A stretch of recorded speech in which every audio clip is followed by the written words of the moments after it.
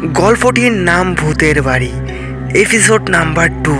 গল্পটি লিখেছেন দীপায়ন সরকার। যারা প্রথম পার্ট দেখনি তারা চ্যানেলে গিয়ে দেখতে পারো। এই চ্যানেলে যারা প্রথমবার ঘটনা শুনতে এসছো তারা অবশ্যই চ্যানেলটি সাবস্ক্রাইব করে পাশের ঘন্টাটা বাজিয়ে রাখবেন। তো বেশি কথা বাড়াবো না, সরাসরি গল্পে ঢোকা যাক। বেশ ভয় পেয়ে স্নানটা সেরে ফেললাম, যদিও এইবার তেমন কিছু আর ঘটলো না। রাতে রুটি ও তরকারি দিয়ে বেশ জমিয়ে খাওয়া দাওয়া হলো। সামান্য খাবার হলেও নিজেরা বানিয়ে খাওয়ার আনন্দটা সম্পূর্ণ আলাদা, যা এক অনন্য অনুভূতি প্রদান করে। কলেজের অ্যাসাইনমেন্ট শেষ করে ঘুমাতে ঘুমাতে প্রায় রাত 12টা বেজে গেল। এরপর আমরা দুজনেই ঘুমিয়ে পড়লাম। বেশ কিছুক্ষণ পর যখন একেবারে গভীর নিদ্রায় আচ্ছন্ন হয়ে আছি, তখনই কেমন ফিসফিস শব্দ আমার কানে ভেসে আসতে লাগলো।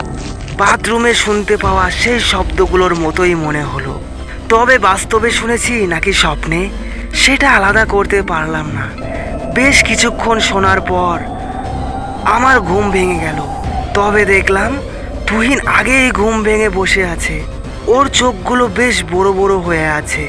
আমি জিজ্ঞাসা করলাম যে ও কি একই শব্দ শুনতে পাচ্ছে। ও মুখ দিয়ে কিছু না বলেই মাথা নাড়িয়ে আমার কথায় সমর্থন জানালো। এরপর যা শুনতে পেলাম তা হলো দুজন ফিসফিস করে কি সব যেন বলছে। একজনের কথাগুলো কোনো বয়স্ক লোকের মনে হলো, আরেকটি কোনো অল্প বয়সী মেয়ের। কিন্তু সেই শব্দগুলো মোটেও স্বাভাবিক নয়।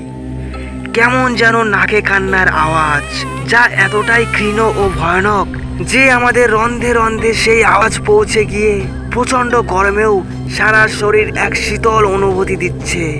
প্রায় ঘন্টাখানেক সেই শব্দগুলো কানে ভেসে আসতে লাগলো।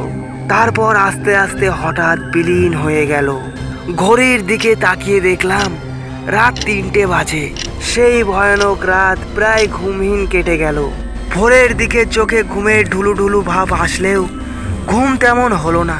যেটুকু ঘুম আসলো তাতে যা দেখলাম তা হার্ট অ্যাটাক হওয়ার পক্ষে যথেষ্ট ছিল। চোখের সামনে আমাদের বয়সী একটি মেয়েকে দেখতে পেলাম।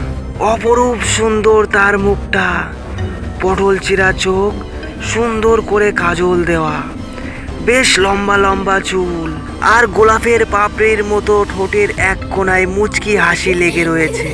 হঠাৎ করে সেই মৃদু হাসি অট্ট হাসিতে পরিণত হয়ে বিভীষিকার রূপ ধারণ করতেই ঘুম ভেঙে গেল।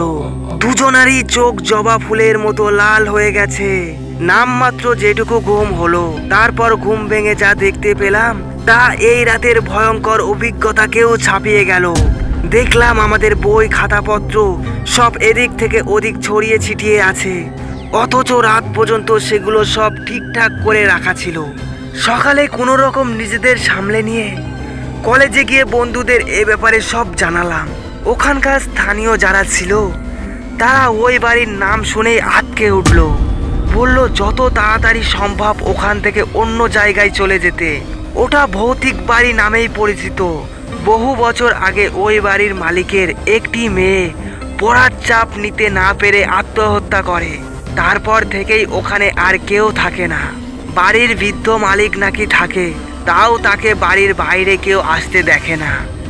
কিভাবে থাকে, কি খায়, কেউ কিছু জানে না। এগুলো শুনে আমার শির দ্বারায় এক তরঙ্গ খেলে গেল। তুহিনের চোখ মুখেও ভয়ের ছাপ স্পষ্ট দেখতে পেলাম।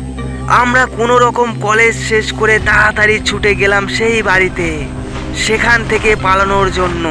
এরপর সব গোছগাছ করে নিয়ে সেই বৃদ্ধাকে কিছু বলার সুযোগ না দিয়ে 1 মাসের অগ্রিম ভাড়া দিয়ে হন হন করে বাইরে বেরিয়ে এলাম। তুহিন সোজা হাঁটা দিল, তবে আমার কেন জানি পিছন ফিরে তাকাতে ইচ্ছে হলো। পিছন ঘুরে দেখলাম সেই বৃদ্ধার ঠোঁটের কোণায় মুচকি হাসি লেগে রয়েছে, যা সেই ভোরে দেখা মেয়েটির মুখের মতোই লাগলো। তারপর আমরা অন্য জায়গায় ঘর ভাড়া নিলাম আর সব কিছু স্বাভাবিক হয়ে গেল।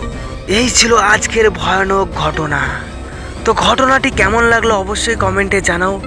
আর এমন ঘটনা প্রতিদিন শোনার জন্য আমাদের সাপোর্ট করে আমাদের পাশে থাকতে হবে। তোমরাও যদি ঘটনা পাঠাতে চাও তাহলে ডেসক্রিপশন বক্সে মেল আছে গল্পশোনাই@gmail.com। ওই জিমেলে আপনারা গল্প মেল করতে পারেন।